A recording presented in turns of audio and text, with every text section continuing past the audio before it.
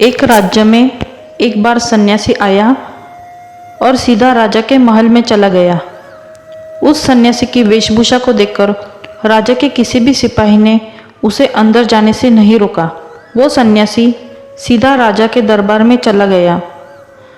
सन्यासी को अपने सामने खड़ा देख राजा ने उनसे पूछा, आप कौन हैं और क्या चाहते हैं? सन्यासी बोला, मैं एक आध्यात्मिक गुरु हूँ और प्रवचन देने के लिए दूसरे राज्य जा रहा था, लेकिन अब दिन ढलने को आया है तो मैं आज रात आपके महल में ही रुकूंगा। रात बिताने के लिए बस मैं थोड़ी जगह चाहता हूँ।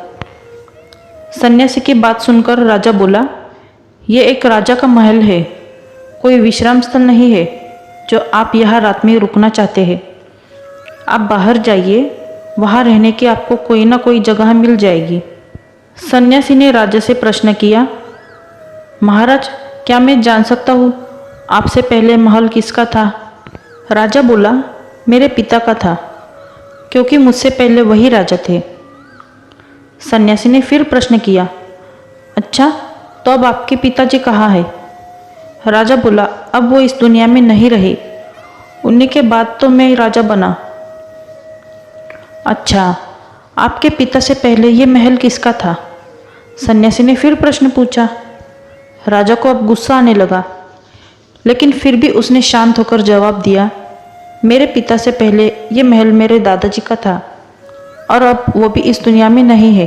अब सन्यासी बोला, ये जगह जो ना कल तुम्हारी थी और ना ही तुम्हारे जाने के बाद किसी और की होगी।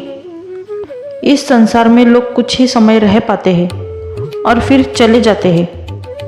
जहाँ हम अपना समय बिताते हैं वही हमारा विश्राम स्थल है। ना तुम इसे अपने साथ लेकर जा पाओगे, ना ही कोई और।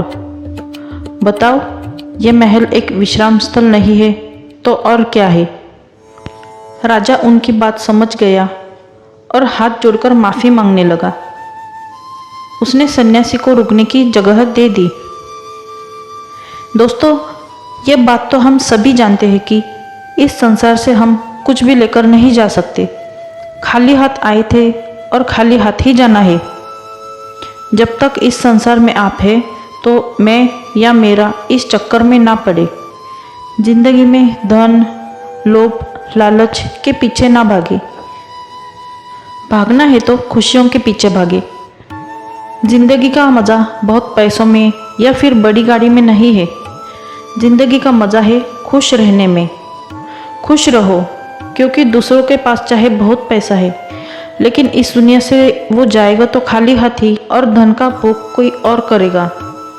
और अगर पैसा होकर भी आपका जीवन दुखों से भरा है तो आपकी ज़िंदगी अपने आप में ही बेकार है। याद रखना और इस पर गहराई से सोचना। आलीशान ज़िंदगी से बेहतर है एक खुशहाल ज़िंदगी। दोस्तों, अगर आपको मेरी ये कहानी अच्छी लगी हो तो चैनल को लाइक, शेयर और सब्सक्राइब करें। धन्यवाद।